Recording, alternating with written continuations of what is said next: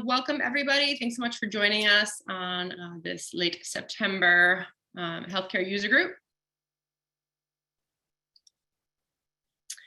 Just quick, we're gonna go, just let us know who, or share who we are. So Mark Connolly and I have been co-leading the TUG since about 2019.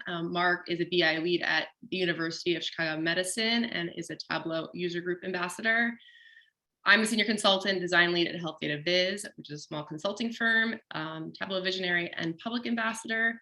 And so we had two prior co-leads with us, Simon Beaumont and Nicole Lohr, who both have stepped back for now. And we've got two new folks who we're really excited about. Nicole, Lily, and Mark, she did join the last one we had in June. She is a data visualization engineer at cart.com, Tableau social ambassador.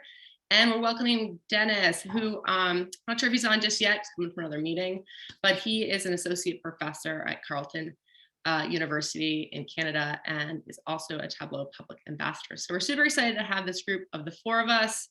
I share all this so that you can know, you can follow us and also reach out if you have any questions or things you want to present perhaps in the future, or know of people who'd be great healthcare folks for presentations. So any of us would be happy to respond to that. As always, we like to share a couple community highlights as it related to Tableau and or healthcare. First of all, I just want to say huge congratulations to all of the new 2022 Tableau ambassadors. That was just announced recently. This is the largest cohort, I think by like 7 more than last year, but I was really surprised to see the number of 334. So it's a lot of folks to engage with. These are all wonderful individuals in the community from across the world. So if you haven't looked into that or don't know what Tableau ambassadors are, you can check all about that on the Tableau blog. Yeah. Great leaders in the community. Since we last met back in June, there have been 2 health-related visit of the days that I wanted to call out. One is Amar Singh's from September 10th on Human Development Index, and Askarsh from June 28th for one of the Project Health Viz on the American Association for Poison Center Control cannabis exposure data. So we're always on the lookout for other, whether not just visit of the days, but other healthcare related visualizations. So if any of you guys have ever done one, in the Tableau public space, let us know. We'd be really happy to highlight it, or perhaps even if you want to, talk about your viz in a future TUG, we'd love to hear that too. Because we actually have someone today who's going to be doing that. We're really excited. So, all right, so we're going to get into it because we have the jam-packed agenda. So today we have Jonathan Schwabish, who's going to talk on Do No Harm. I'm really excited to hear his presentation on applying racial equity awareness in data viz. It's definitely a hot topic, and I've actually never heard the presentation, so I will be very much interested. We also have Nicole Klassen, who, as I mentioned, she's going to be doing a presentation on visualizing mental health data. And as someone who has a behavioral health background and used to be a therapist, I'm also super excited to hear about this one. And she's going to go over her viz for social good. And then we have Dev, who is going to talk about how to automate customer analytics with Tableau REST APIs. So this is going to be our technical one. So really interested to hear about this as it relates to, kind of actual business in the weeds stuff. So that is our agenda today. And before I say this, just one more thing is that we will have, hopefully as these presenters end, we'll do some Q&A if we have time, or we'll try to answer, they can answer any of the questions in the Q&A, and Mark will share a little bit more about the process there. So we're hoping to have our next meeting in December. Maybe it might be January, depending on some other things, but keep an eye out for that. And we would love for you to follow our TUG on Twitter at HealthTUG and keep up with any events and speakers, or you can also reach out to us there. Like I said earlier, if you have any health-related topic, a successful company story, or even like useful like Tableau techniques and tricks that are useful in your workspace, let us know. We'd love to have you. These are great opportunities to present to a wide group of folks in this space. You see right now we've got about 300 people, and I'm sure more will be joining in. So also feel free to let us know what you want to learn, and reach out, DM or email us what might be helpful. We want to make this the best for you guys. So with that, I'll turn it over to Mark, and as we'll get started with John. Before John jumps in, I just kind of want to set the stage for how you as members of this Health Tug can engage with our presenters. So while they're presenting, feel free to use the chat for excitement, wins, things that you've done similarly with anything that they might be talking about. But if you have questions, use the Q&A. We'll be keeping an eye on that. And then at the end of each presenter's presentation, we'll have time to review a few of those. If we aren't able to get to any of them live, like without needing to switch over to the next presenter, we'll be able to address them just through that function as well. We'll keep kind of putting reminders in. It usually doesn't fail that we'll have folks join later and use the chat for Q&A, but that's the best way to engage if you have specific questions. And like Lindsay mentioned, this is going to get recorded. It's going to be available. Tableau has their own YouTube channel. These get posted pretty shortly after if there's anything you kind of want to replay back as well. So with that said, we'll hand it over to John, and feel free to take it away. Thanks, Mark. Hi, everybody. Great to see, quotes. I'll put quotes around that. Great to see so many people, more than 300 folks here. Very excited to be chatting with you. So as Lindsay and Mark mentioned, I am going to be talking about some of the work I have done and am currently doing on equity and inclusivity in the data and data visualization space. And I actually have a very exciting announcement that we just released, literally just released like an hour ago, our latest report. So a new report in this space. So I'm going to put the link into the chat window. That is the link to the project page, which has links to 2 of what will ultimately be 6 or 7 different reports. And I'm going to talk about that at the end. So don't go download it and read it and not pay attention, because I've got a lot of stuff to share with you. So let me open my slides here. So as mentioned, I'm going to talk about this work on equity and inclusivity in the data and data visualization space. In this work, this first report was co-authored with my urban colleague, Alice Fang. And this work really came out of the racial justice protests here in the United States a couple of years ago. And Alice and I, working together at the Urban Institute, were really talking about how we could, as folks working in the data visualization space, working at a nonprofit, we both work at the Urban Institute, how we could take part in this conversation. And so there really wasn't a lot of writing or a lot of research, at least sort of publicly out there, about how we as data communicators could be more equitable in our work and the way we visualize and communicate our data and our analysis. Now, before I go any further into content, let me just do a little bit of level setting. As a yet certainly at this point in the pandemic, middle-aged white male, I may not be the best person to be talking about equity and inclusivity.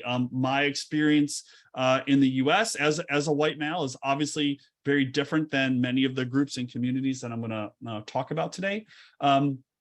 I am Jewish. I have had my own experiences with anti-Semitism, but still, my experience in the US is just fundamentally different than lots of other people of color and other underrepresented groups in the country.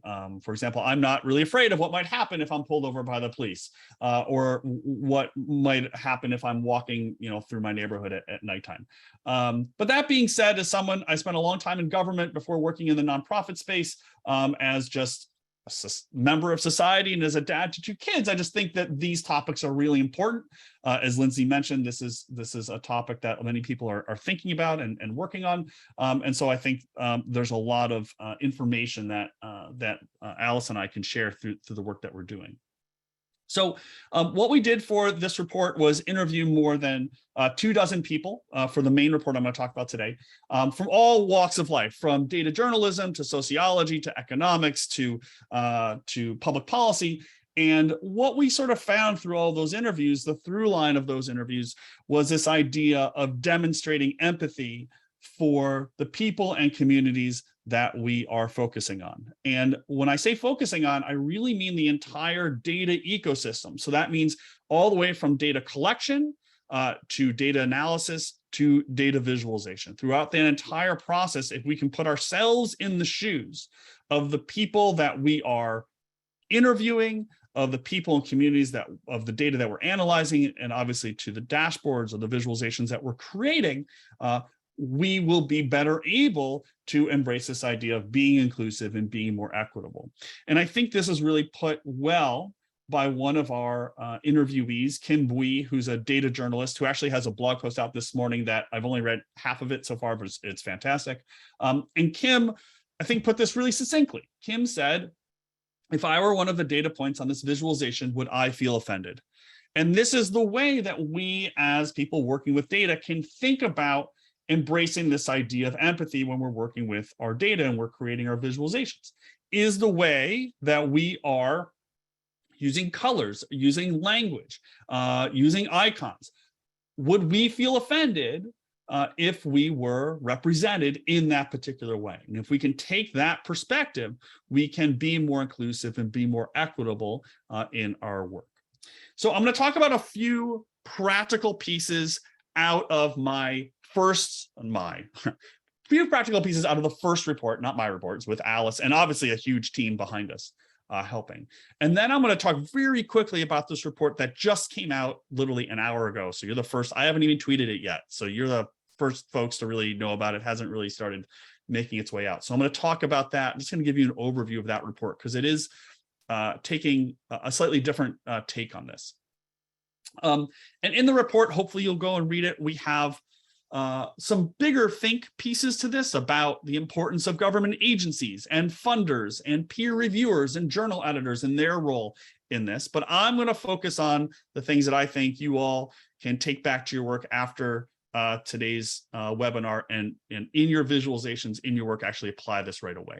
So I'm going to start with language, because I think language is one of the places where many of us think about how to be more equitable in our work.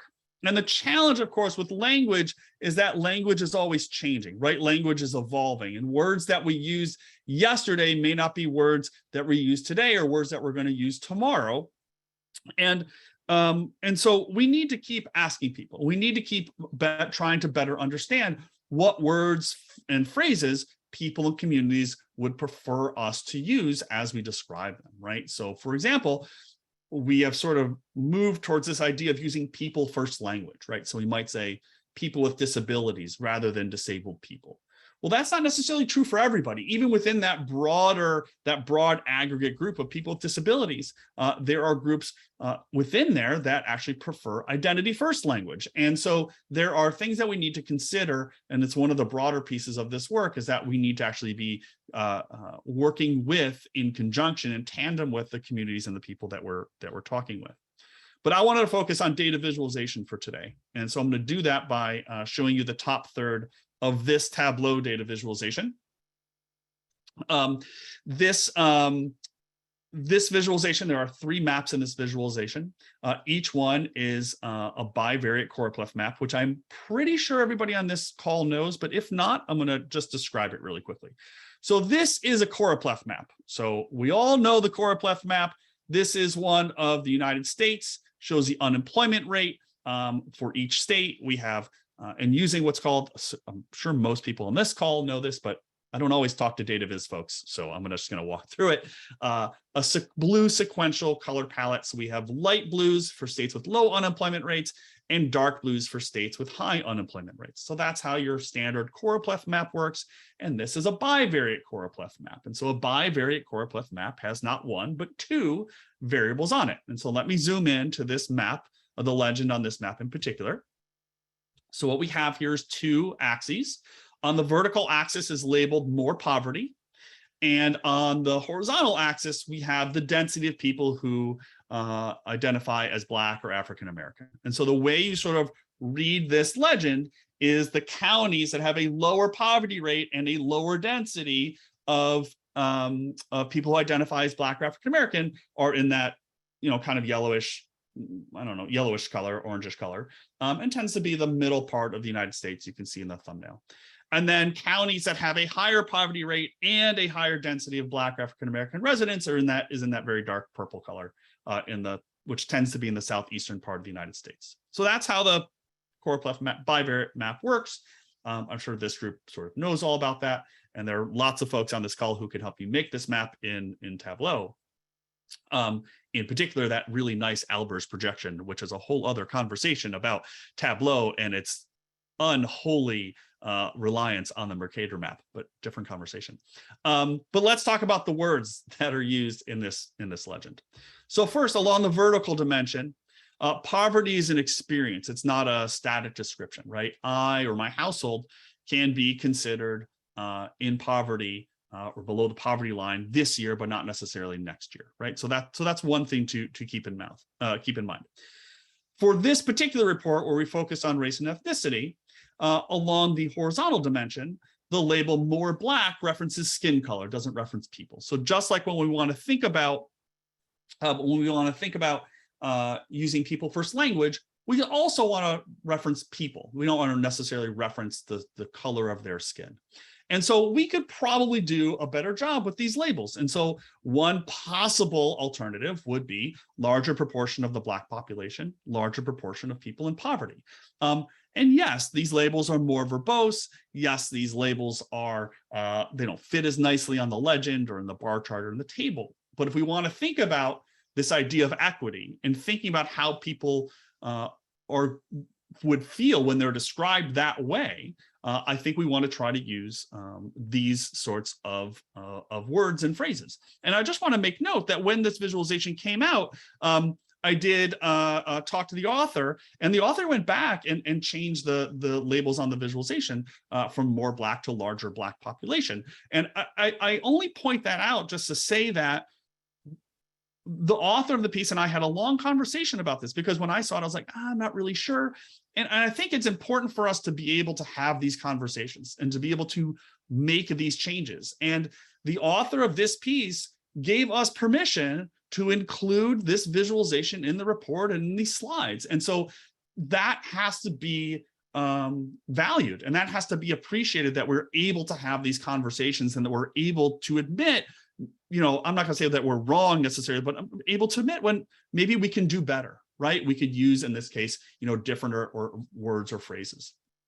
And the last thing I'll say about language is that the words and phrases that we've used for a long time are not necessarily the words and phrases that we always have to use. This is the ticket window, picture of a ticket window from a botanical gardens near my house here in Northern Virginia. And I just love the phrase towards the bottom here that says super adults. Like, it's just a good, positive, affirming phrase rather than, I don't know, senior citizen or elderly or something like that. So I just think we don't necessarily have to fall into the trap of always using the words that we've always used. So I'm just looking at Joseph's question about the scale. I don't actually remember, so I will share. It is linked in the report. So if you go to the report, you can find the actual visualization. You can go back and check it there. But I think it's probably something similar like that. And Lindsay, I see, is typing an answer, so Lindsay might know. Okay, so we've talked about language. Let's talk about ordering labels. And I think for me, so I'm trained as an economist, and so for me, this is sort of like the easy pitch piece for this particular body of work. Because if you go to any random economics journal and pick out any random table that has information or results about race or ethnicity, you are going to find, almost without exception, the order of those results: white, Black, American Indian, Alaskan Native, Asian Pacific Islander, Hispanic, and other. And that's going to be the core way that you're going to see these results. And the question is why? Why do we always need to have white in that first position as the norm, as the default?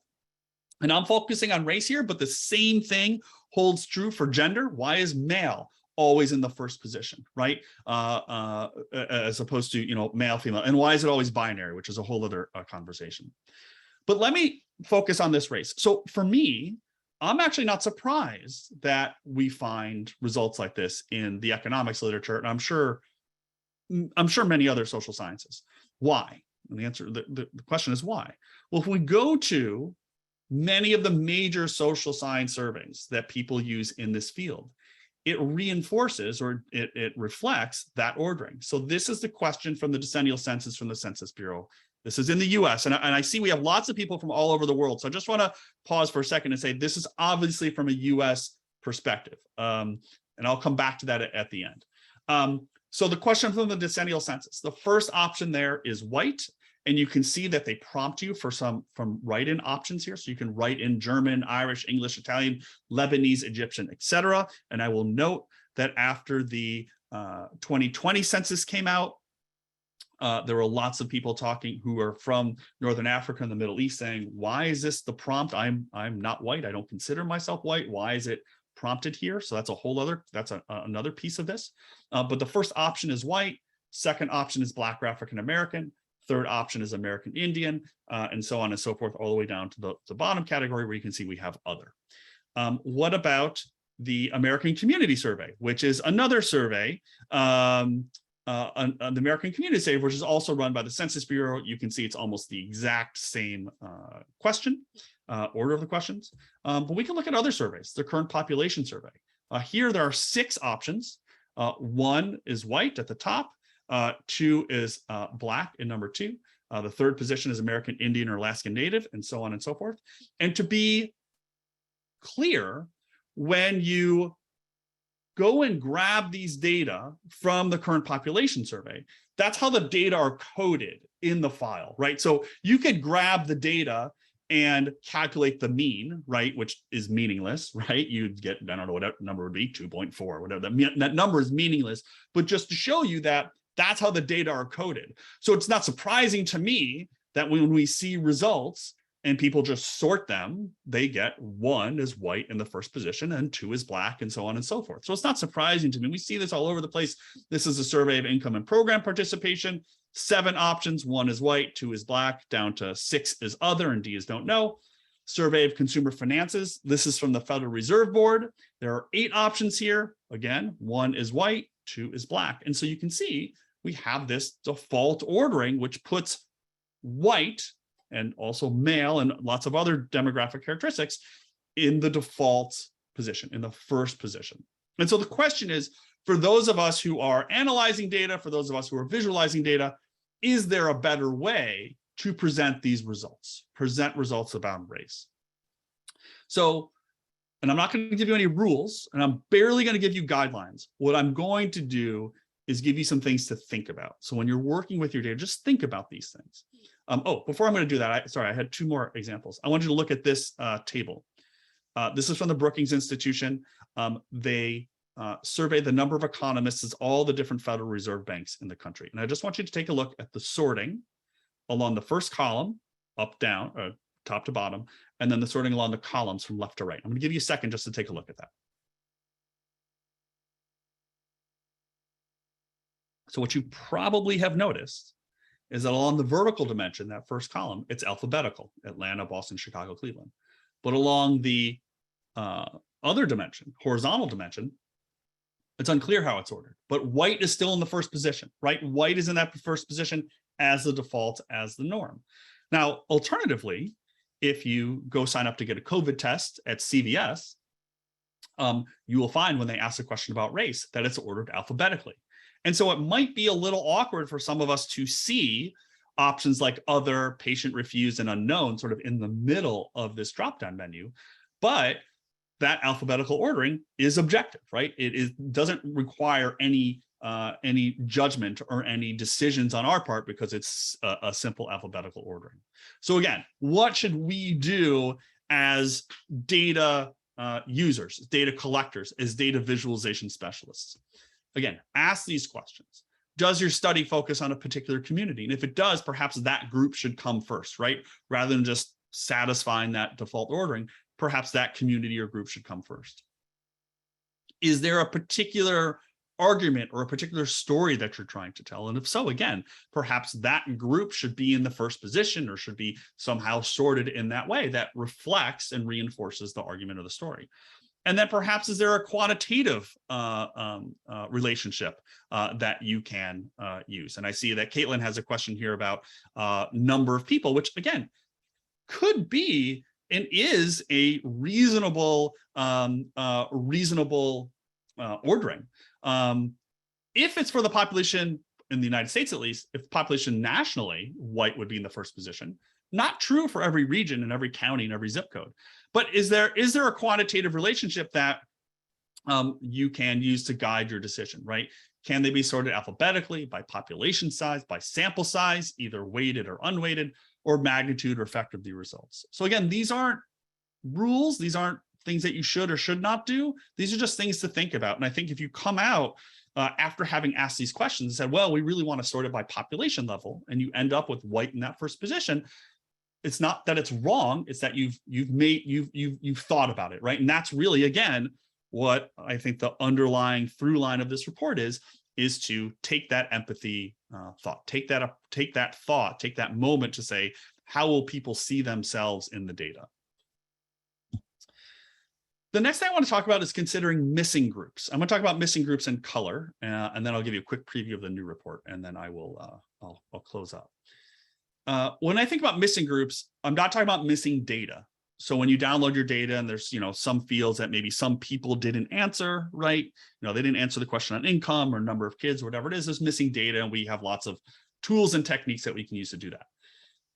What I'm thinking about here is fields or survey questions that don't even include people. They don't even give you the option. And for me, I think the easiest way to think about this is gender, right? We know gender is not binary, and yet every survey I just showed you and many more, the questions are all binary. The questions are all male and female. And notice, right, that it's always male in the first position and female in the second position. And I have had people say, well, the census questions on race are ordered by number of people, that white is in the first position. Sex is not, right? I mean, there are more women in the United States than men. And so this is not. And so what is it reflecting? It is reflecting the institutions and the structures that we've had in this country for hundreds of years. I'll also note that if we want to ask questions about that are not binary, there are bad ways to do it. And these are just 4 examples of bad ways to do it. I identify as male, and I do not know how I would answer the drop-down menu in the top right, like male, female, and human. Like, I kind of feel like I'm both male and human, so I'm not really sure how to deal with that. So there are bad ways to do this. But let's go back to race. So here are the 6 race categories in the American Community Survey. And what I'm going to do here is show you my estimates of the poverty rate for each of these 6 aggregate groups. And I say it that way because I didn't do all the sample selections and tweaks that need to make these the official poverty rate. This is just a quick tabulation. So when you look at these overall rates, you see a pretty clear gradient from 9.7% at the bottom up to 23% at the top. Well, if you go into more detail into the ACS, because people can write in, remember, they can write in those detailed categories, you get about 140 additional options. And if you look at those poverty rates, you get huge variation. Let's look at the very top group here. So the overall poverty rate for the American Indian or Alaskan Native group is 23%. But look at how big that variation is. It goes all the way from about 5% to all the way to, almost 40%. And of course, there are sample size differences here. Some of these groups have, hundreds of people, and some of them have tens of thousands of people that are answering these questions. But I think what we need to do as people who are obviously collecting data, but working and visualizing the data, is we need to at least acknowledge the fact that there is variation in and around these particular point estimates. Because if you were to go to your local city hall and say, hey, we need to get more services or more support for our Asian and Pacific Islander community, the city council might say, well, why? Like the poverty rate is unemployment rate, poverty rates are really low for this group. But when we look at the dispersion, we look at the variation within these groups, we see a huge variation. And so again, there's a tension here between the equity piece and the sample size and being able to do the math and being able to do statistically sound estimations and comparisons. But at least we need to start thinking about, we need to be better at thinking about the wide variation in these different groups. I want to talk also quickly about the other group, because I've seen a couple of comments here about where to order other and unknown. And there's really no better way to other people than by using the word other. And what really fascinates me, particularly about this question about how do we ask this question for people who are not represented in the survey, is the definition of the word other. Obviously in English, and the international other languages perspective is something that I'm also really interested in. But notice in this definition from Merriam-Webster, check out the bottom, the 5th entry in the dictionary: disturbingly or threateningly different. I mean, that is really interesting to me, that there is this connotation around the word other, that this group is somehow disturbing, somehow a threat. And of course, a threat to whom, right? A threat to the norm, a threat to the default. So again, what can we do differently? Well, lots of folks have suggested to us the word and other, which is obviously a good alternative. The grammar doesn't quite match up, but I think I could get around the grammar.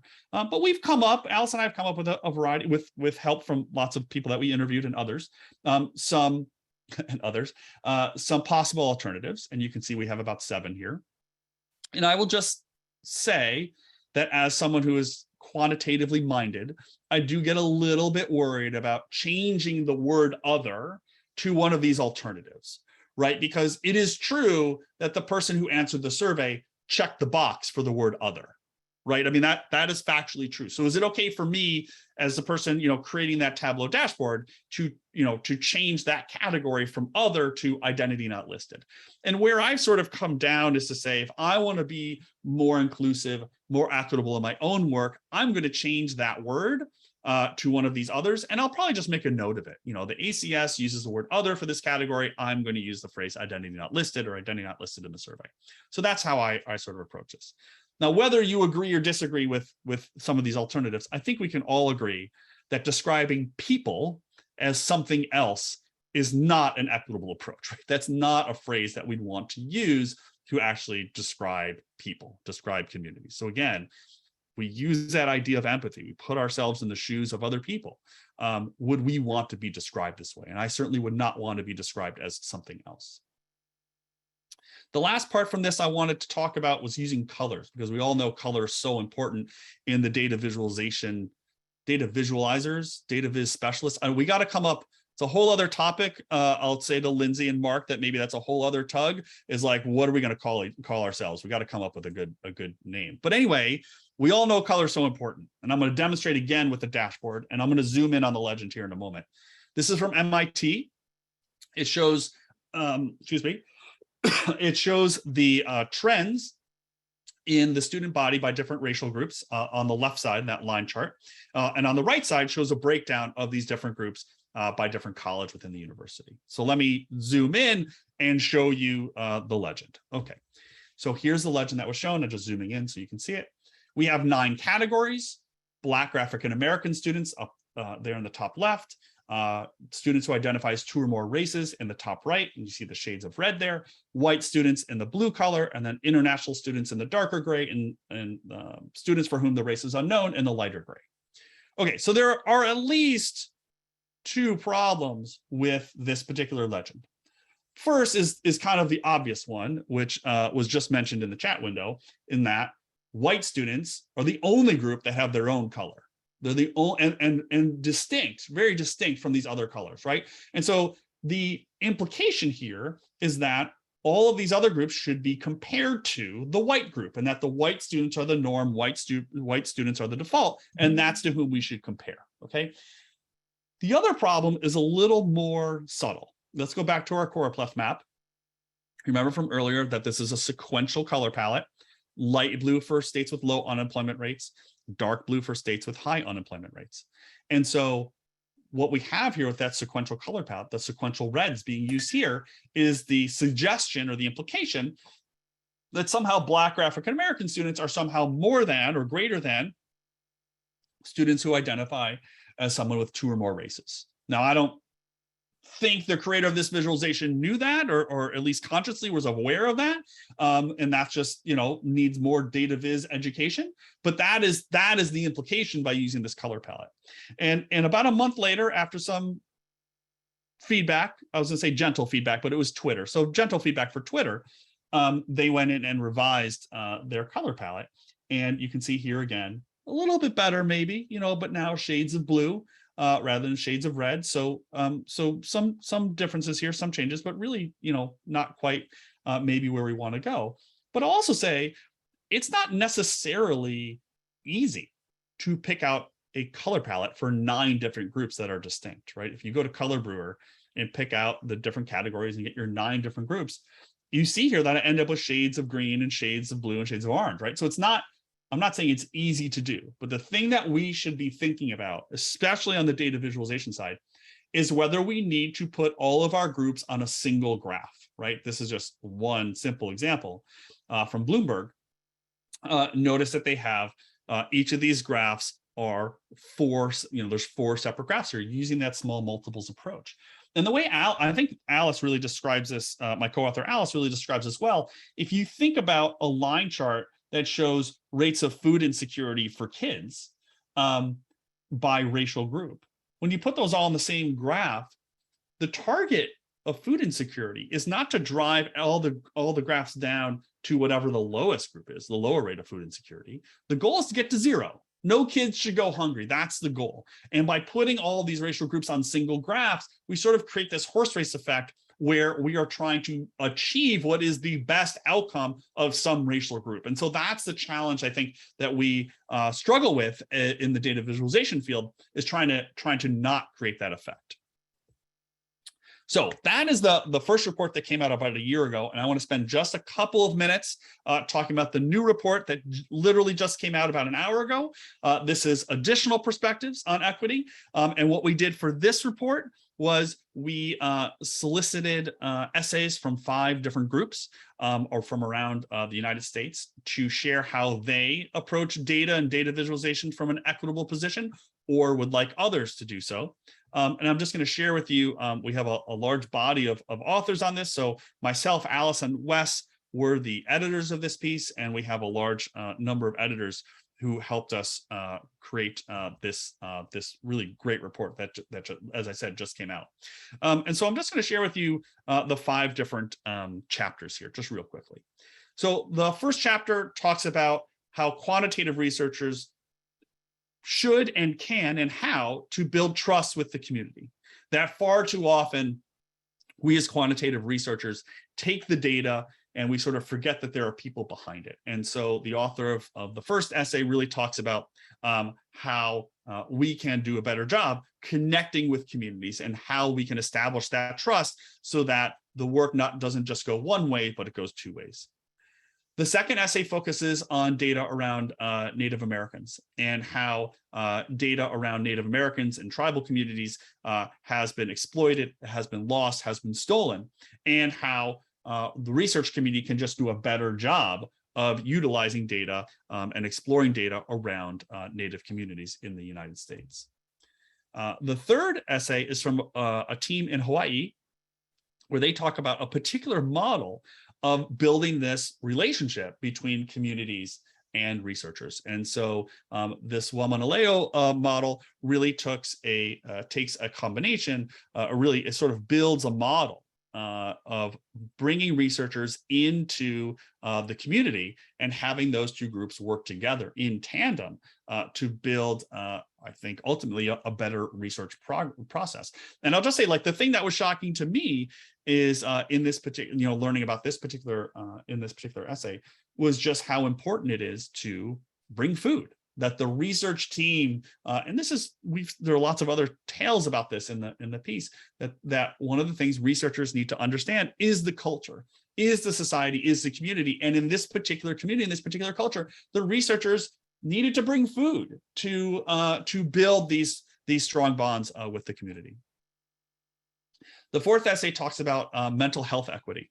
And again, through a community-based participation research method approach, community engaged methods where researchers would be better off, would be best off by communicating and working more closely with communities, rather than what many of us, and I'll include myself here, what many of us do is we download some data and we just start making some visualizations, and we don't think about the people behind the data. The last essay in this particular report is the obstacles that Black women face in the STEM field, and how to address some of those problems in particular through the pipeline, where a lot of people say, well, you can't just do anything about it because it's the pipeline, and the pipeline is what it is. And so the author, Ashley Scott, here wrote a really nice piece on how to explore those obstacles and how to address them. So I'll just wrap up my part of today's webinar with two pieces. So here are the four sort of through lines through the latest report to create a two-way street between the researchers and the community, right? And this includes those of us who are on the data visualization side, right? That to better understand the words, the icons, the colors, what the data mean, we need to build that link with the community. We need to build representative data systems and data infrastructure, right? That there are far too many data structures in the United States, at least, and I'm sure in many other countries, that are not talking to one another, that do not provide information that we need. Native American communities in the United States were ravaged by COVID, and a lot of that occurred because a lot of the data systems do not have sufficient information about those communities, and so they did not receive necessarily the medical or health systems information that they needed. The third through line is to develop community trust in the research. There are, I think, 5 stories across these different essays of researchers going into communities, doing their research, and through the research, exploiting or stealing information from the community and using that information, and other research projects are using it in a way that is not empathetic and is not building trust. And this is one of the reasons why so many underrepresented groups in the United States do not trust government agencies, do not trust the healthcare system, and do not trust researchers. And then finally, there is an emphasis on generating products, summaries, and other types of content that actually can be utilized and used by the communities for which the research is trying to serve. So instead of focusing solely on the academic research market, we should be thinking about creating fact briefs and infographics and dashboards that members of the community can actually use. So I'm going to close up here. Thank you so much for attending, and thanks for all the comments and questions in the chat window. By just reminding you that data are a reflection of real people, right? And so many of us, especially those of us, I include myself here, who are quantitative folks, we tend to forget that. We tend to download the data set and we analyze it, and we run regressions and we make visualizations, and we forget that there are people behind that, behind the data. And so we really need to start thinking about that as we're working and visualizing our data. And I think if we can all do that, we'll end up with better products, we'll end up with better visualizations and better research, and we'll end up with better impacts for a better world. So thank you all so much, and I hope you'll read the new report. And I'll turn it back to Lindsay, I think. Yeah, thank you, John. That was excellent. So many really amazing points. And you know, I know you and I have talked a bit about this, and I shared like that first viz was mine, and I really appreciate that. Like you and I have been friends over the years and have chatted, yeah. But it was one of those really great moments of. And you just said it just now at the end, like you get caught up sometimes. We all do it, right? Like, so that viz I did was 2 years ago, but you get caught up in I'm into the data, or I'm trying something really new in Tableau. That happened to be my case. And like, then you can forget to think about the language of the people and the data points behind it. And so yeah, I think acknowledging that it's one thing to kind of be aware of it, but we always have to check ourselves again and again about that, because we're often visualizing information that may not have been reflective of us, or data that we have not experienced. And so not only like being aware of it for yourself, but also like talking to the people in the communities that may be more representative of the data, Yeah. I don't know that we always do that, but I think it's a really good point about how much you can learn from. Yeah.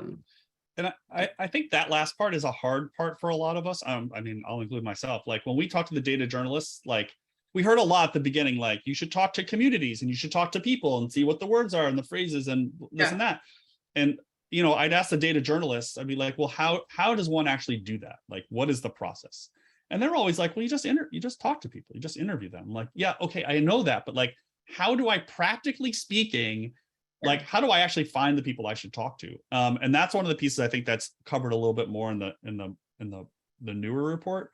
And it's really reaching out to some of those more advocacy groups that have connections to the community, so that you're not just like walking down the street, like trying to find someone that you can talk with, and in that way. But yeah, but for that viz, I mean, as I mentioned, I appreciate the fact that you and I were able to have a conversation about it.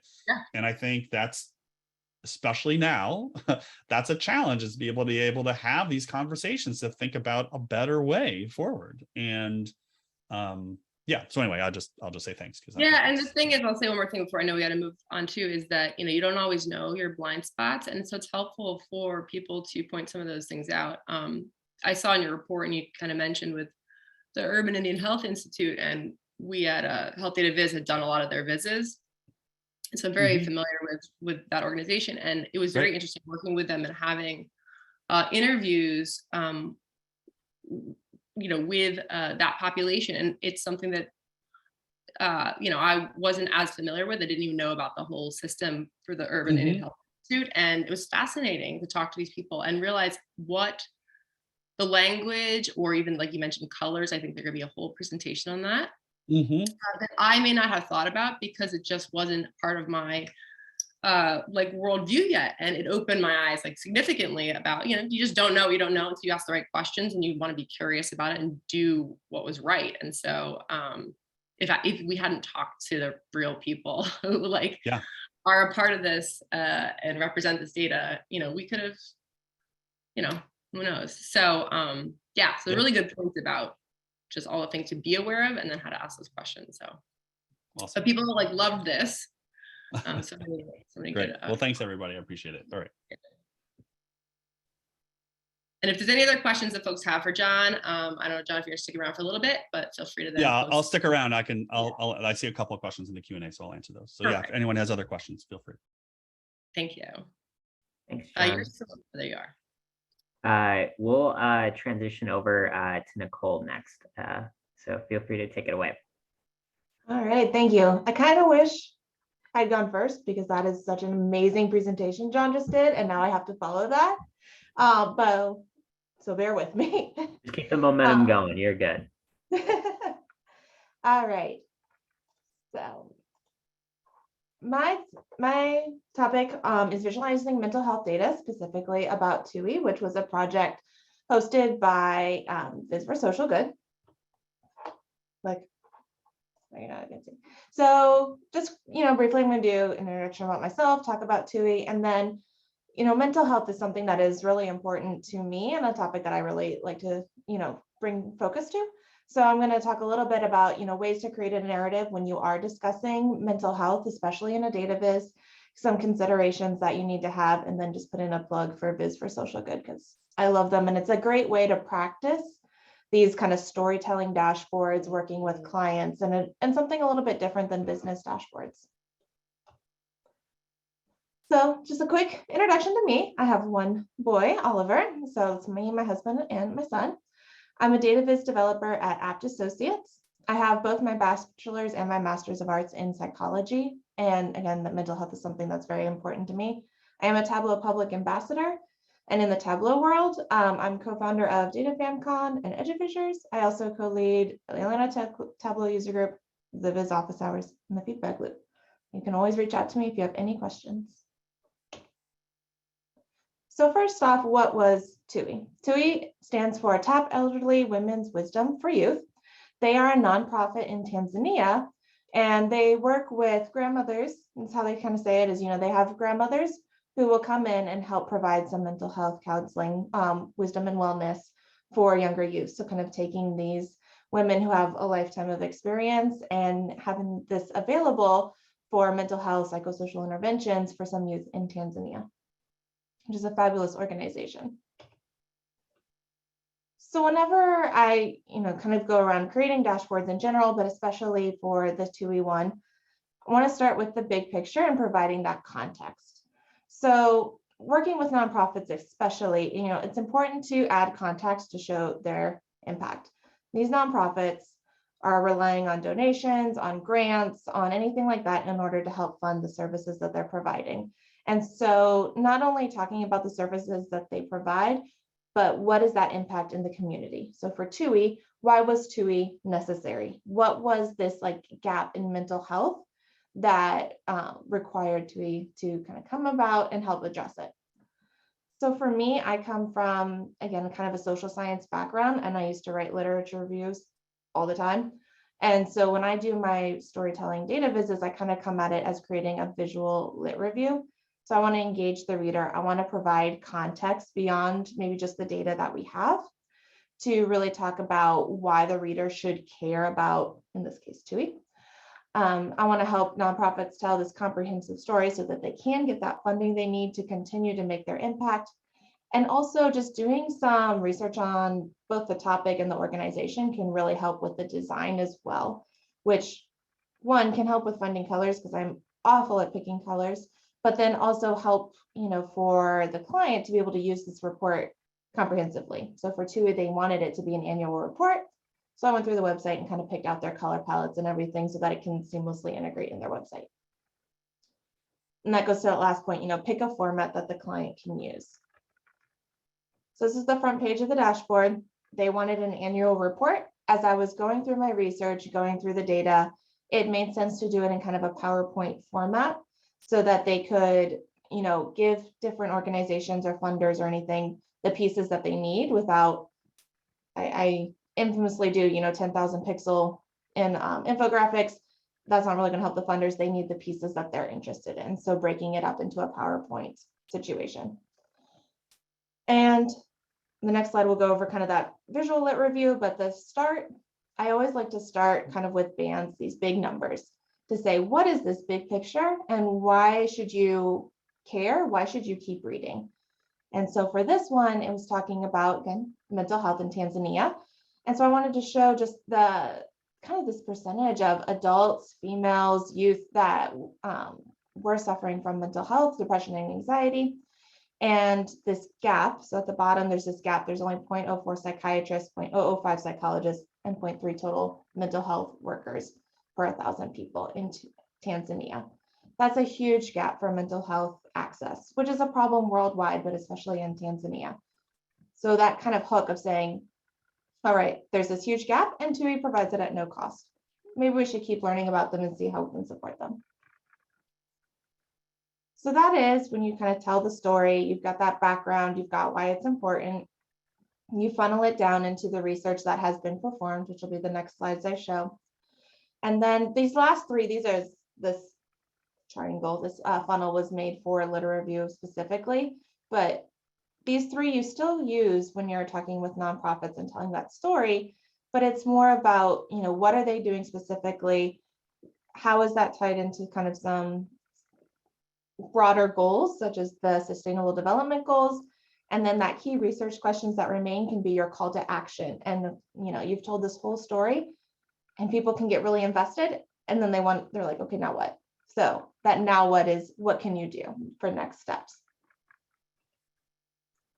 So for this one, I wanted to tie it into that broader mental health access. So doing some research and kind of looking into why people may not get the access that they need worldwide. And then in Tanzania, a big part is cost. And then a big part is, again, how many healthcare workers there even are. So high out-of-pocket costs.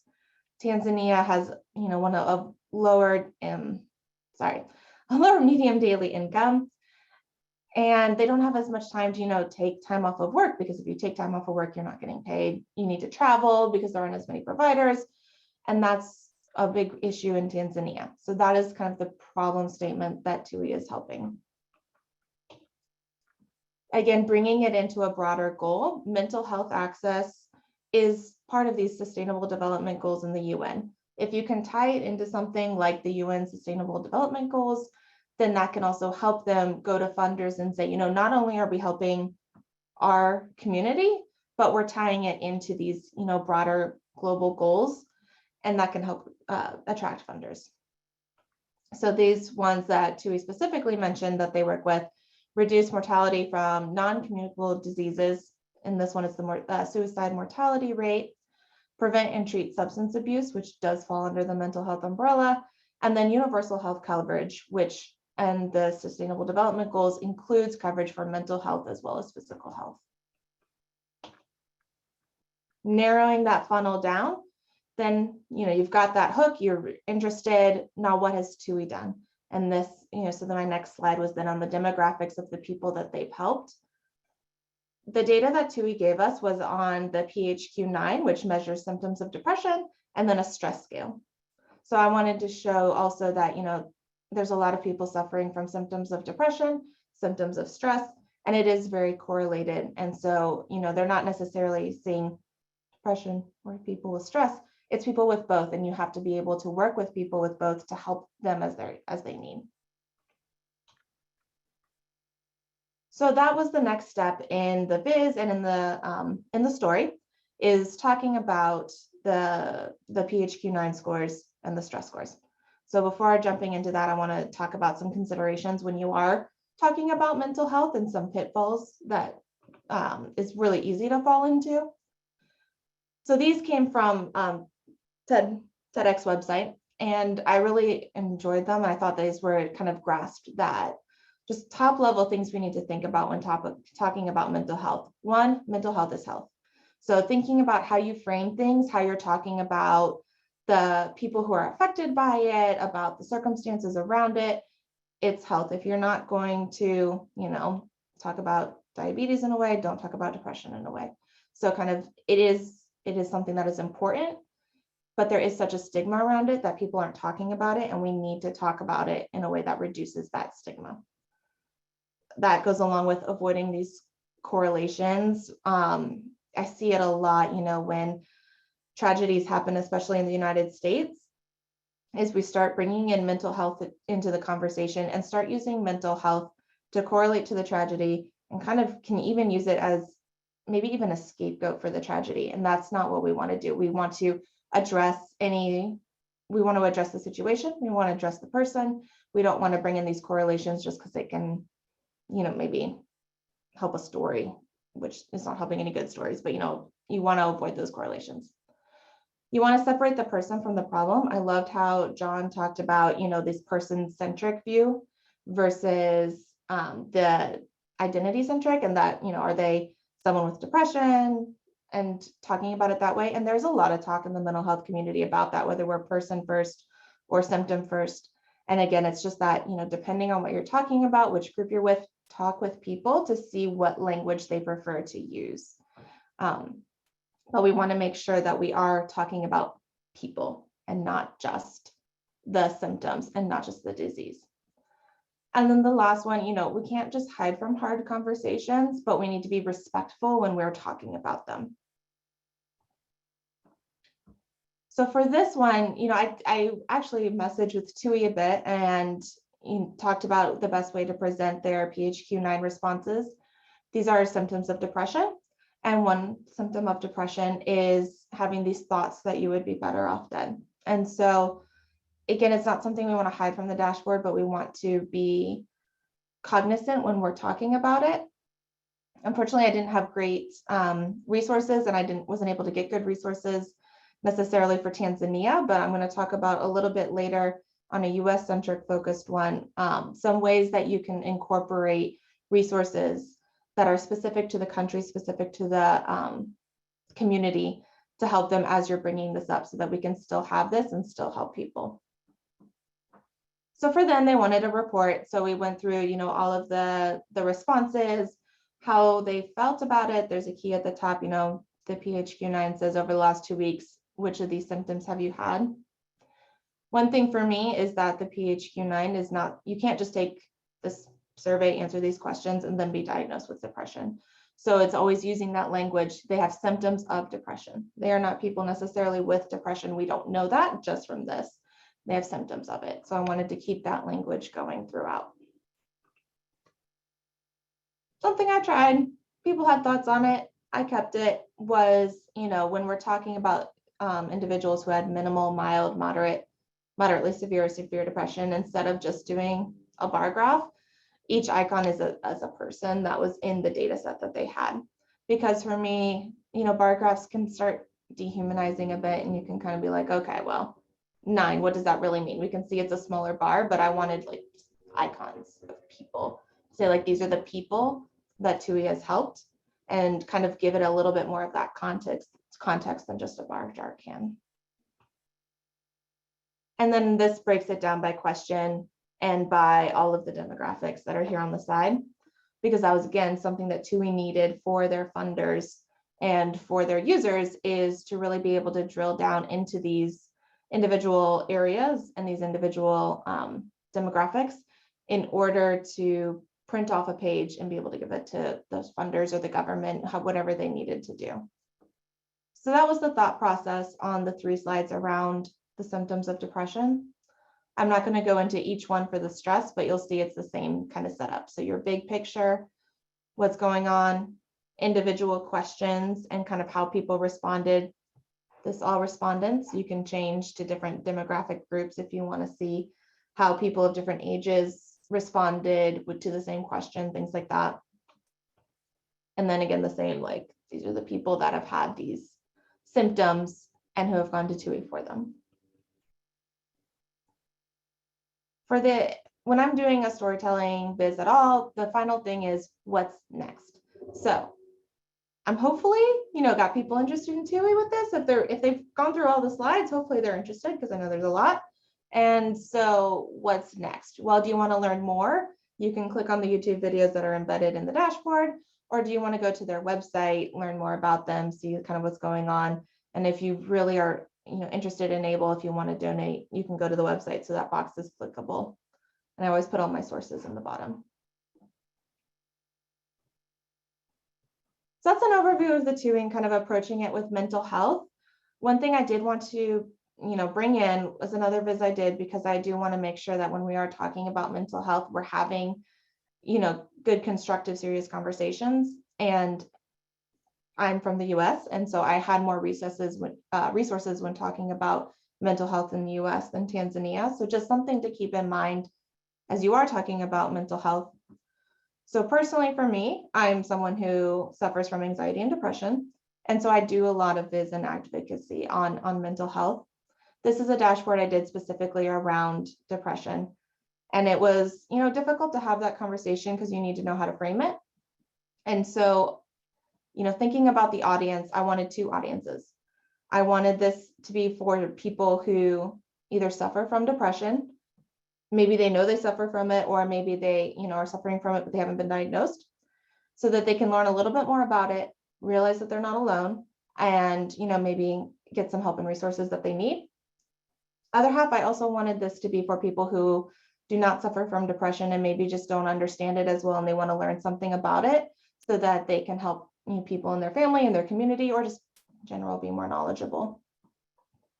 And so, talking about the symptoms, keeping those conversations out there.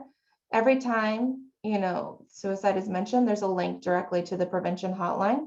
So if that is triggering for someone, they can go and get the help they need right there. For me, something that I do talk about a lot is, there's a lot of words for it: psychological, emotional, verbal abuse, the non-physical abuse, because it's something that personally I don't think it's as much of attention, but needs to, because the research has shown it can be just as harmful as physical abuse.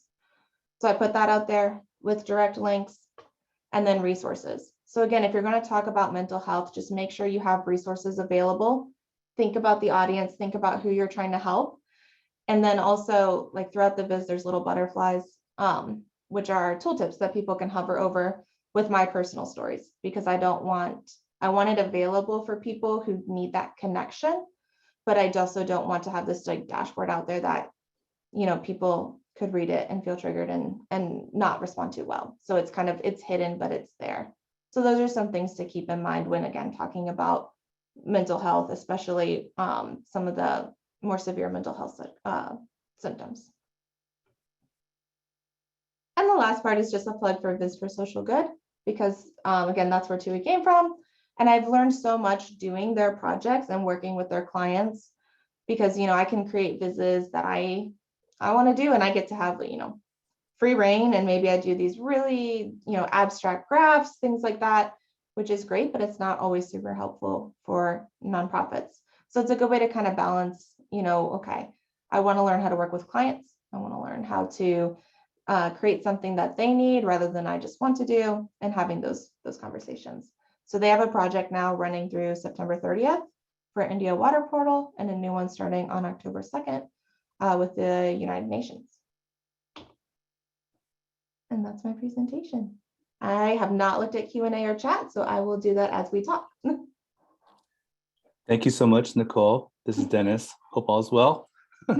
Thank you so much for presenting. It's a beautiful viz. And you'll notice, I think people really liked some of the things that you did in the viz, like the icons and the fact that you talk about, you know, providing resources for folks, because as you have talked about, this is a very sensitive topic and can be triggering for some folks.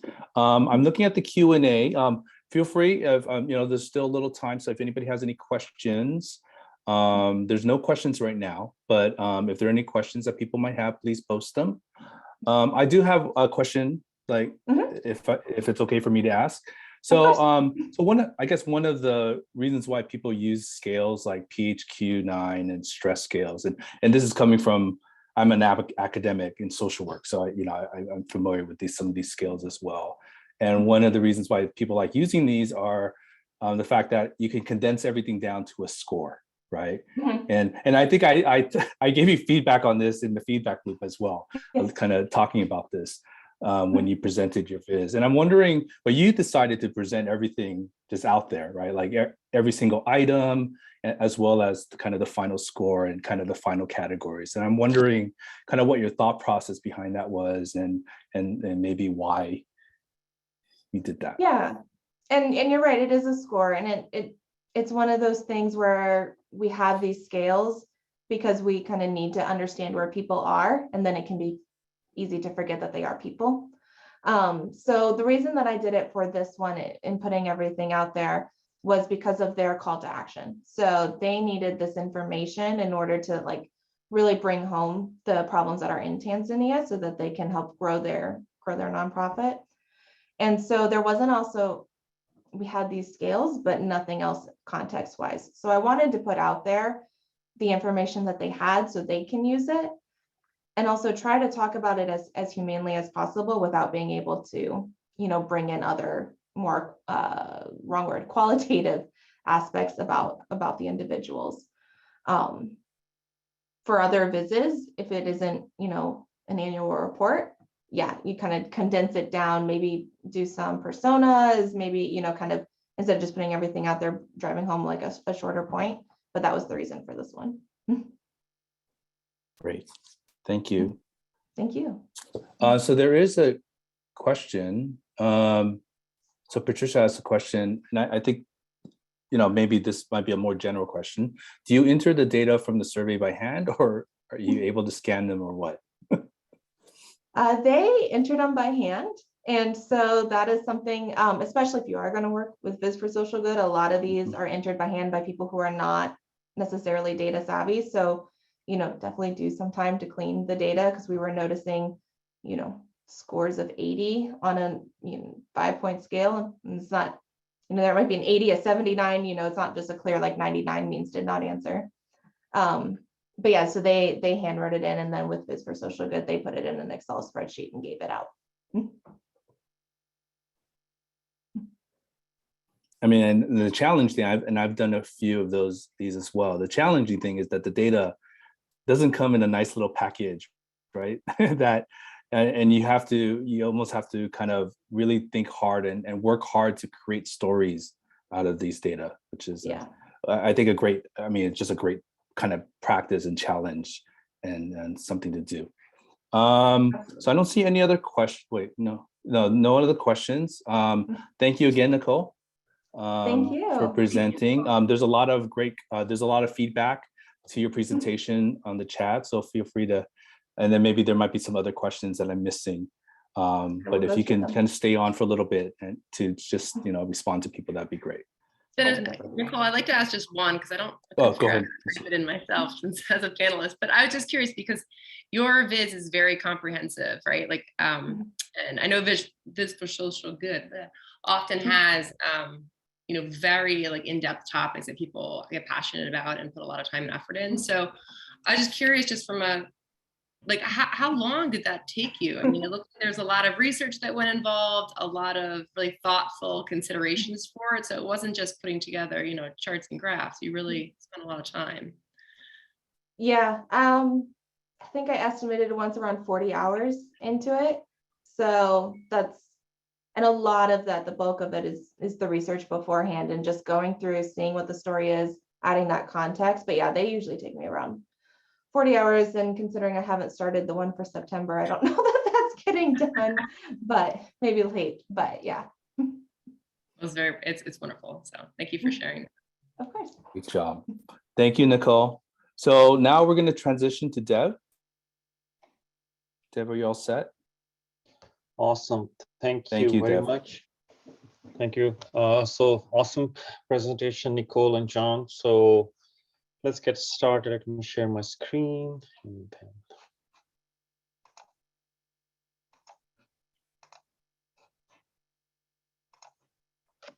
All right, is everybody able to share see my screen? Yep, looks good. All right.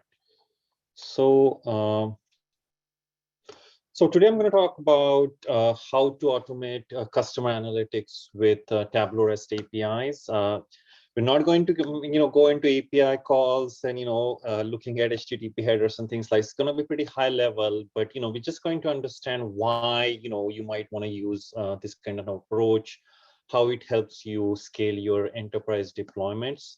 So that's the topic for today. My name is Bhosale. I work as Senior Director of Business Intelligence at Access Telecare. We recently got rebranded. We used to be called SOC Telemare, but now we are Access Telecare.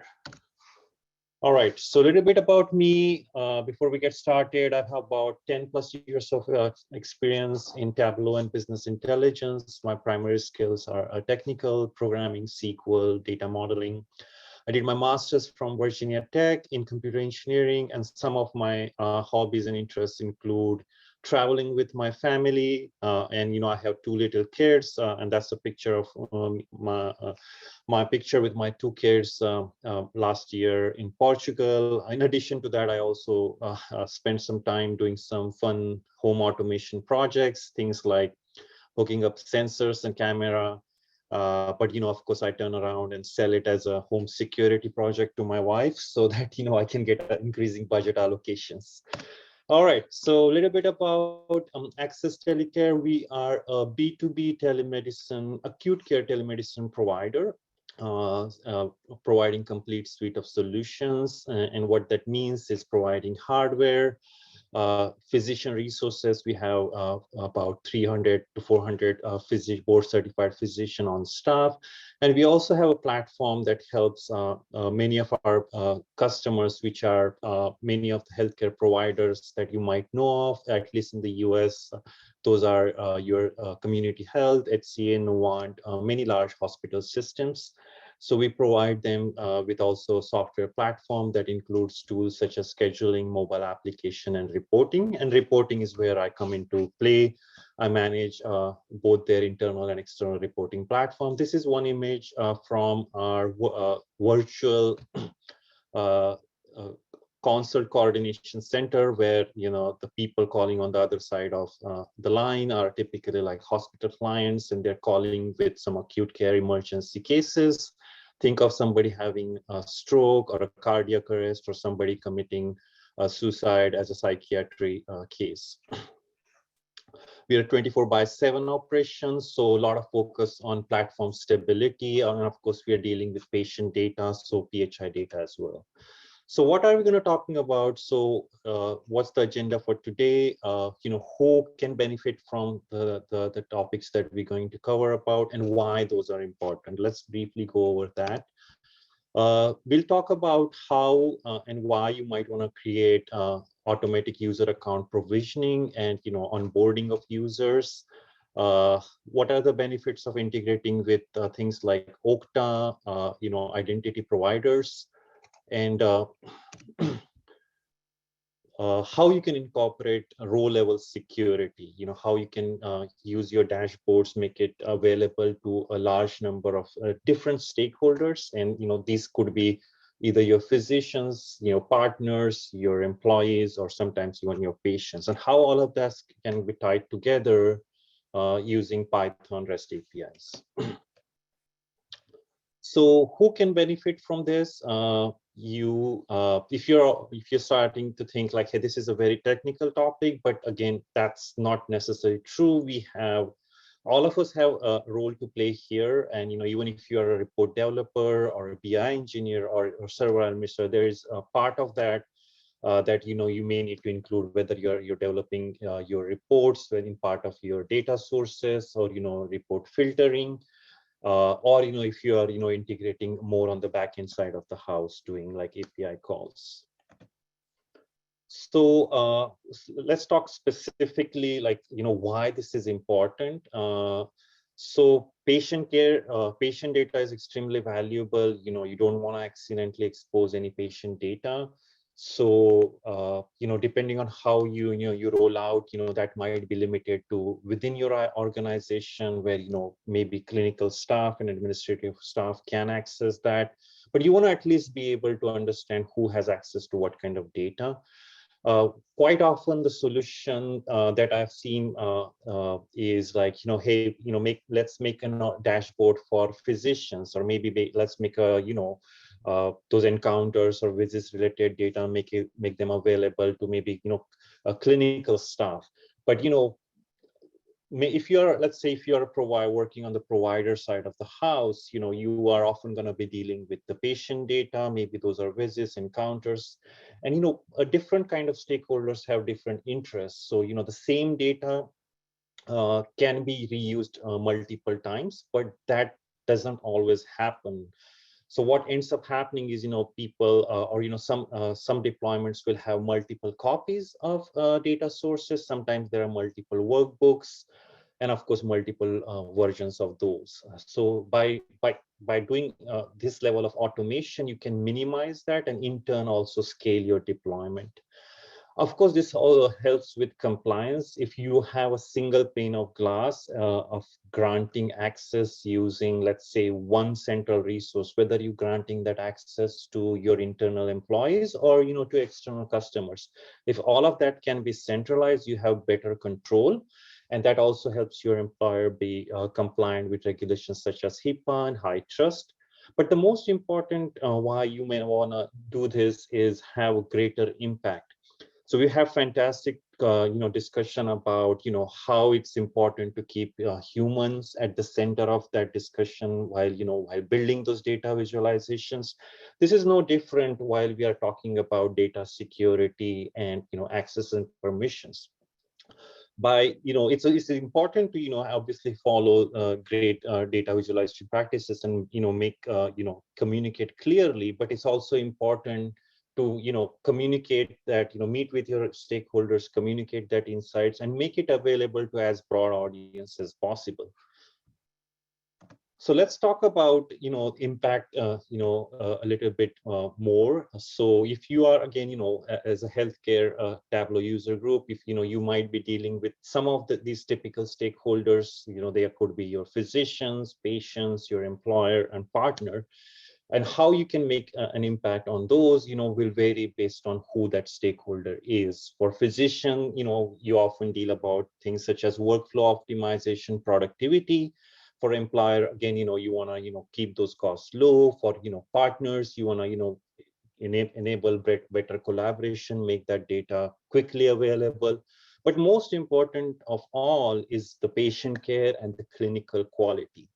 And if you can make that positive impact on your stakeholders, it often translates into greater and positive impact in your career progression. So, you always want to keep those patients in front and center. Now, okay, that's great. We talked about how important the patient care is, but, how does that translate as far as your job is concerned, specifically, Tableau and data visualization? So we can, break this down, this data visualization impact into like 3 aspects. The first and foremost is having the accurate data. You want to have be able to explain those discrepancies, but most importantly, know what kind of data you're reporting on. The second aspect, I think John and Nicole covered some aspect of data visualization best practices, and there's plenty of resources available. But the last aspect is what we'll focus today, and that's about broadening the availability and access of your dashboards, improving the distribution and making it available to as large audience as possible. So in many ways, people love Tableau and the data visualization capabilities. Of course, there are some small frustrations. So, you can compare, this is almost like a rocket ship. And, people, there's so much focus on the data visualization side that sometimes we forget, hey, how do we make this available? Not just, let's say, start with your team, maybe department, maybe the company, or maybe an audience as wide as, your external partners and collaborators, and as well as your company. And how you can, develop once and, get, reuse often. How you can leverage the power of those data sources and, incorporate row level and role-based security within the data sources itself. But this is not so simple. We have multiple stakeholders, we have regulations, we have security around PHI data. So even if you start with a dozen or so workbooks, and then you start multiplying how many different combinations you might have. You have different roles like physician, patients, partners. And then, hey, do you want to do role-based security? Like this person can see XYZ dashboards versus, this group can see the other set of dashboards, and what kind of data, you want to, let's say, limit Jane Doe from accounting to see only accounting related data, but maybe, you have partner, that you work with another hospital system, you want to only make their data available. So these permutations can quickly grow into millions of those. And that's what makes this a very challenging project. So how do we solve this? We didn't obviously solve this in a few months. It was a gradual progression over multiple years. But ultimately what we ended up with, and this is what our current picture is, it's get basically any IT department or centralized BI team out of this equation. So we decided that, we want to give this power, like who can access what report, what data within that report to our customer success managers, because for our external users, like the hospital systems that we work with, and give that power to the department heads, the department leads, so that, for internal users, and basically, hey, you have full control. We'll have workflow and systems and checks, using automated system, but you can grant access to whichever report and what data you can see within those reports, whether you're internal user or external user. But we didn't obviously land up with this, and we had plenty of evolutions or iterations. So if you are, let's say, you're a beginner Tableau user, quite often you'll begin with buying, just a handful of desktop licenses, and that becomes your local workbook. The ability to share with, at least in a secure way with limited audience, is very limited. You have Tableau public option, but as the name implies, that's not really, doesn't work for healthcare and enterprise clients. So that's when companies buy licenses, whether online or server. But typically in healthcare organizations, at least in the US, if you are dealing with HIPAA regulations, employers typically go with Tableau server option. And that's when you might purchase that, create like your folders, projects, and maybe grant users access to certain reports, what is called as role-based security. And maybe once that's done, might evaluate into incorporating row-based security using entitlement tables, something like creating those user filters, like hey, Jane Doe from department accounting can see only her data, and this is when from beyond this point, there are then different reasons why you might want to go to things such as SAML and API. For example, Tableau server in on-premise deployments is often connected with Active Directory, where users log in with Active Directory. As easy as it is, it's also extremely restrictive. Every user has to be present in Active Directory. You cannot like have accounts with different domain and email accounts. MFA and things like that. Enforcing becomes a challenge, but you can still do integration with something like Azure AD, and that's again comes out of the box. But what if now you want to like allow maybe one of your partners or external customers use their own Office 365 domain account and get into your system. And that's when you want to look into something like API integration. And the reason is that you are going to be disconnecting your Active Directory and creating accounts, local accounts. And you don't want to then run a bunch of script and again be dependent on like those centralized IT or BI teams. And that's when you might want to build something like a separate UI, and behind the scenes these scripts will be called. So that's essentially how our journey was. And we can now get into more specifics.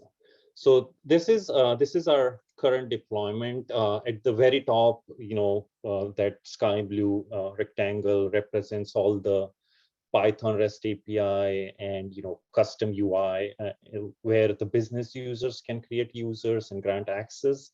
But then all of that flows down to we have two production deployments. One is internal and one is external. For Tableau server. And basically the approach we took was all the content goes by default, including that's accessible on the external side, goes to our Tableau internal production deployment. And employees from our company can go there, but anything that is accessible for our external users then gets moved from our internal Tableau server to our external server using a content tool called Content Migration Tool. That's a tool by Tableau. Works really well. In addition to that, basically all users and groups and permissions are created using Python REST API, and they are defined using a custom web UI. Actually, they're defined using the CRM. And there are two aspects of what it gets defined in the CRM. One is the access to reports or the content, but there's also access to data. So which data, let's say John Smith can access, is also defined at that, and then that gets merged with rest of the actual data, whether that's encounter data or visits data, and I'm going to cover that in the next slide as well. But the point is that everything that's in the orange also exists on the blue side, which is on our internal box. All right.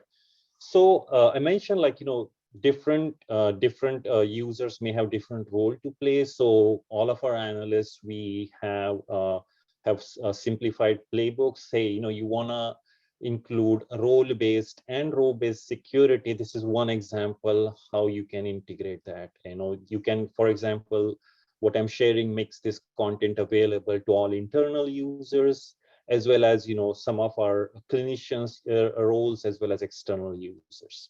And it combines that role-based membership, is member of along, and combines row level security and that orange username field is coming from what is defined as a row level data security.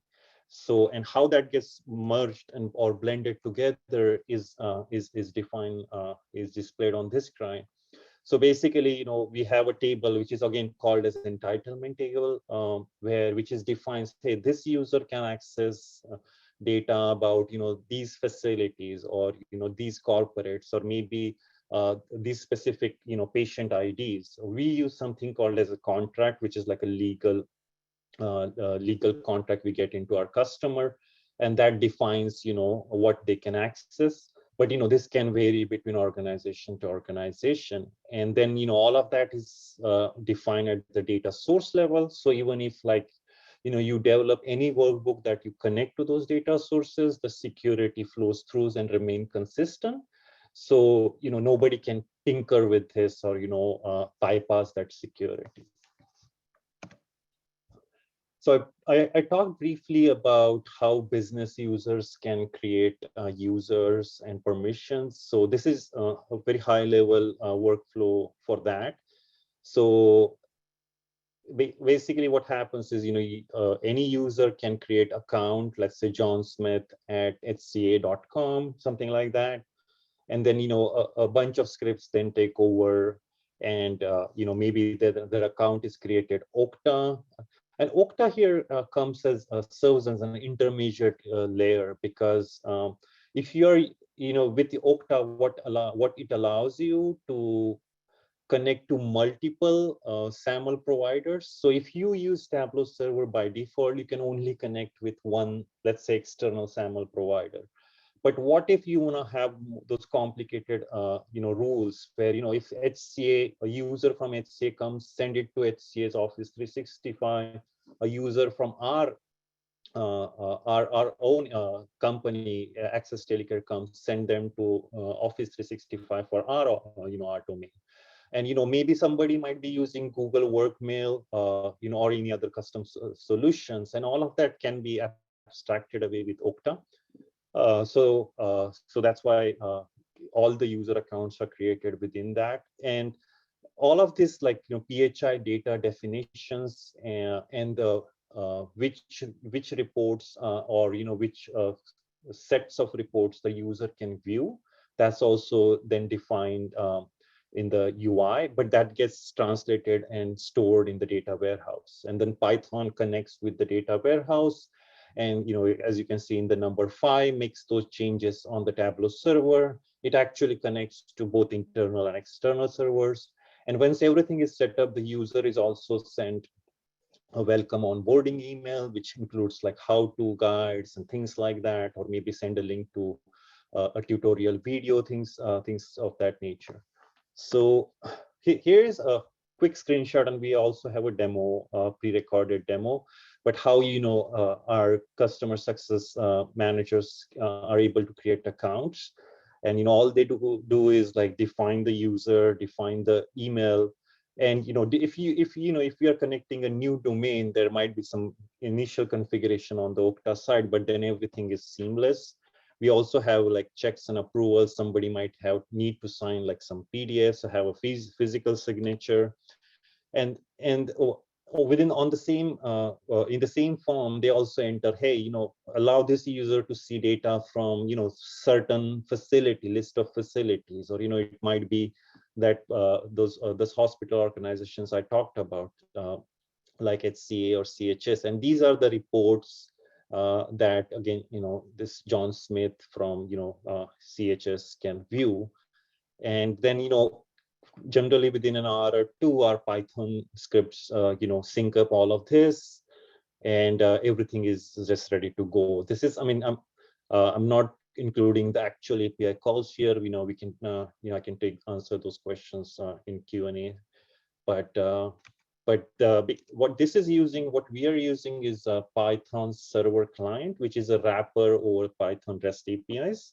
Again, very stable, fantastic experience. Highly recommend if you are exploring any REST API calls, this is a very good option. All right, so I'm gonna play pre-recorded demo, and then we should be ready to wrap from there.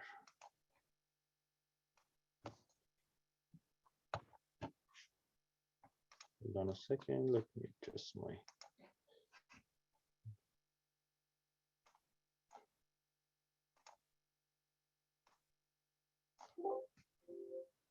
Test account, open a report that we have access to and review the data that has been authorized. Notice here that the page you're seeing is hosted with Okta.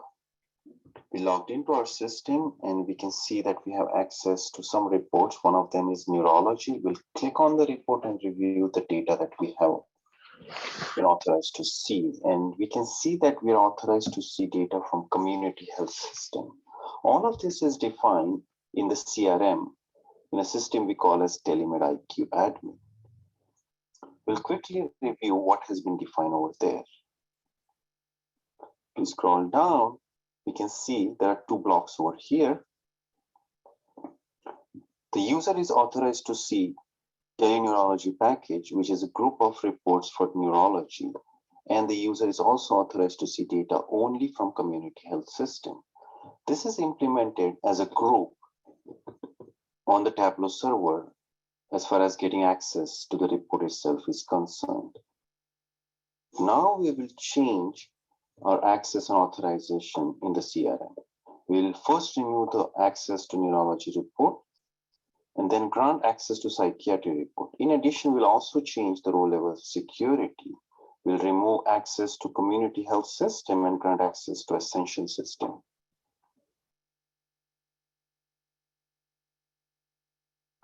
So we are now making the change for roles. And now we just added psychiatry package. Once this change is done, typically within a couple of hours, our ETL scripts update and row level permissions and as well as all of the changes are reflected over there.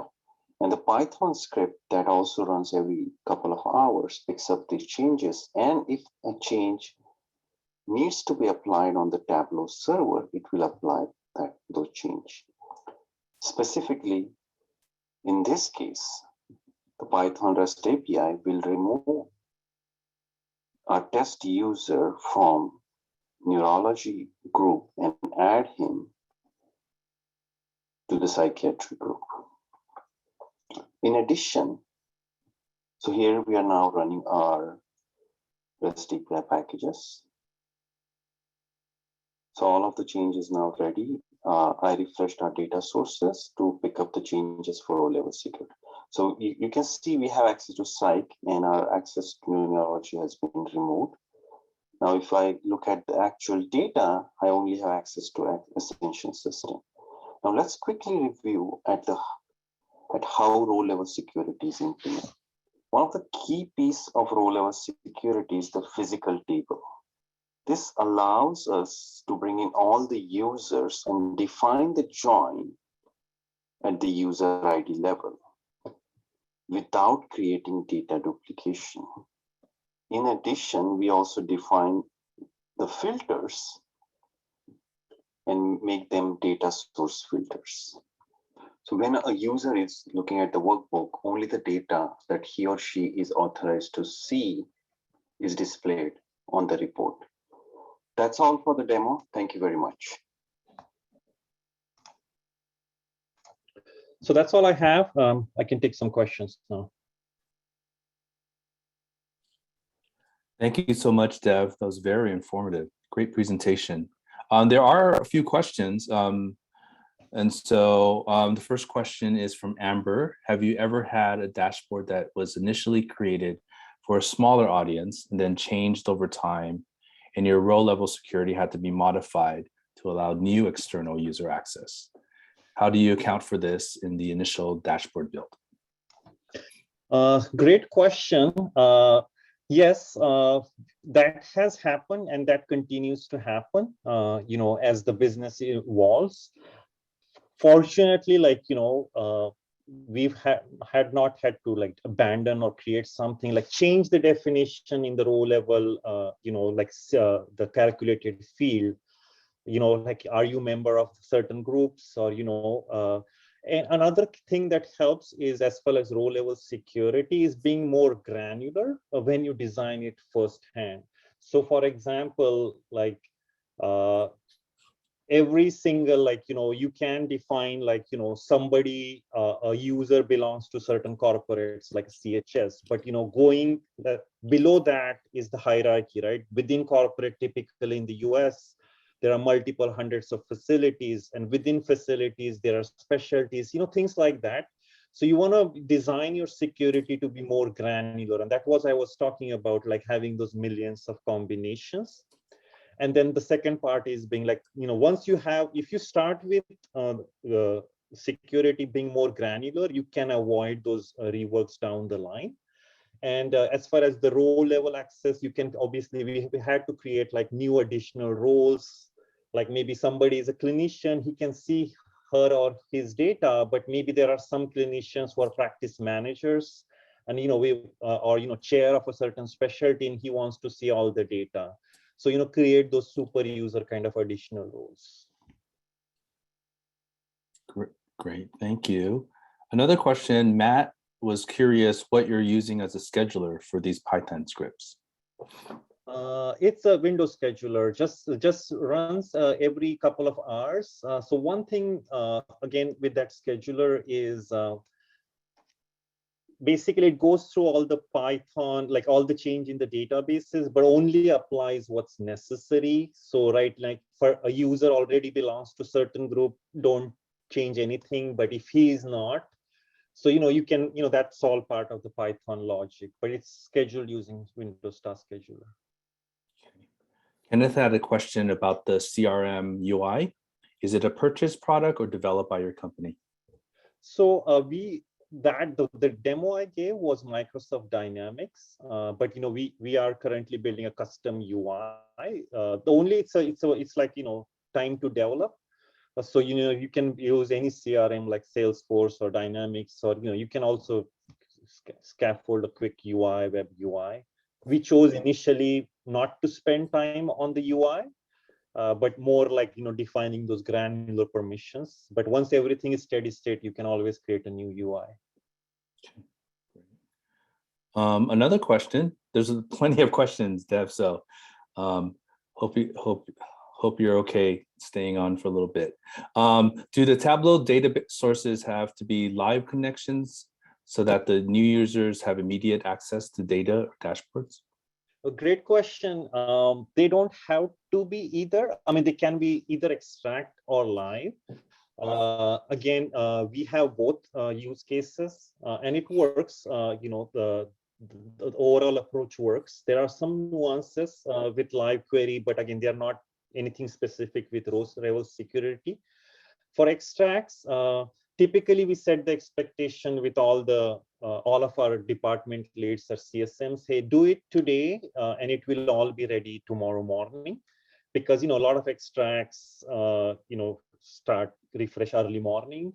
Though that's not always true, because live reports pick that up within an hour or two. But we just want to give a consistent answer, basically. And sometimes, obviously, if there are some fire drills, we can run those scripts on demand.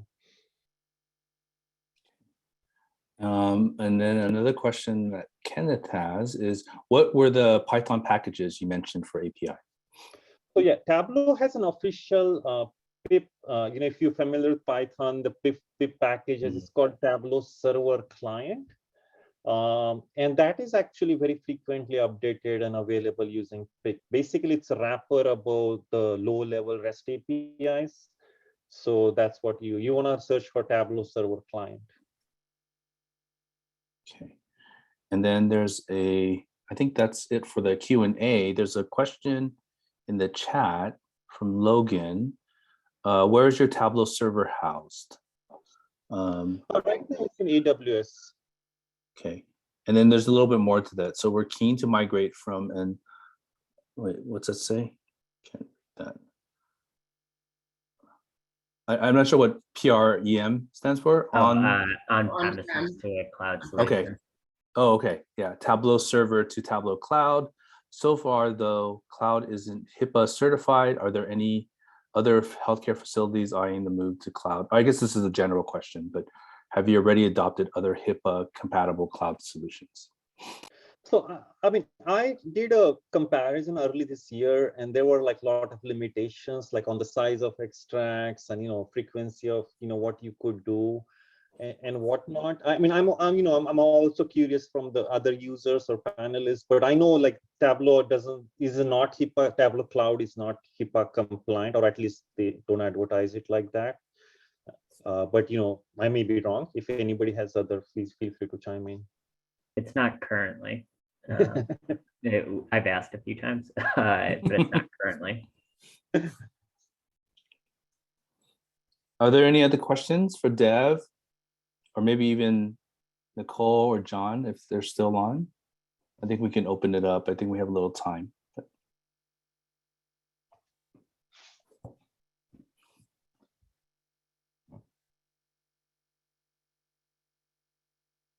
If there's nothing else, we just had one. The AWS. Dev, do you know that if hosting your Tableau server instance on AWS is HIPAA compliant? I think it is. Yeah, absolutely. Yeah, I mean, basically, as you know, AWS is HIPAA and FedRAMP compliant, but I mean, there are like, it's not like you run Tableau and then it becomes compliant. There are some, we can't get into specific, but like, you need to follow those certain compliance procedures, like, maybe encryption, whatnot. But yes, the answer is it can be HIPAA compliant, whether it's AWS or other cloud providers. Cool. Don't think we have any other questions. I just want to thank all of our speakers. I know we always have great sessions, but this one was particularly great. Hit on a lot of different topics. Hopefully addressed a lot of roles and experiences that a lot of everyone on the call might be coming from. So again, just want to thank everybody for taking the time to prep, come here, present, join, all the above. I don't know, Lindsay, Dennis, or Nicole, if you have any other final notes, but just want to thank everybody again. No, that was great. Thank you so much. And I'll just reiterate again to the folks still on the call, please reach out to us if you have other suggestions of things that you're working on, that you're interested in, global topics or specific. And if you have anything that you yourself may want to present, it's a great opportunity to get involved if you haven't done so before. And we have a huge audience that listens in. So yeah, just let us know. Don't be shy. But thank you for everybody. It's great. Love it. Everyone. You guys. Yeah, have a great rest of your week. Yeah. Bye. Bye.